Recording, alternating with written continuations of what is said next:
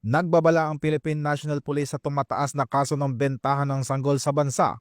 Mula Pebrero 2 hanggang Pebrero 4, 6 na bata ang na-rescue at 7 sospek ang naaresto sa magkakahiwalay na anti-trafficking operation. Ayon kay Police Brigadier General Maria Sheila Portento, Direktor ng Women and Children Protection Center, nakakabahala ang mga kaso kung saan hindi mismong ina ang nagbebenta sa sanggol, kundi ang mga middleman. Pinangangambahang maaari pang maibenta muli ang mga bata.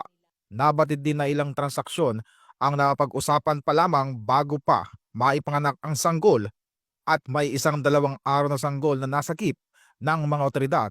Ginagamit naman ang social media bilang online marketplace para maghanap ng buyer. Pinapaalalahanan ng PNP ang publiko na dumaan sa legal na proseso ng pag-aampon sa pamamagitan ng National Authority for Child Care. Patuloy ang investigasyon ng mga otoridad laban sa mga sangkot sa iligal na bentahan ng sanggol. Ito ang bagong PNP para sa bagong Pilipinas, serbisyong mabilis, tapat at nararamdaman.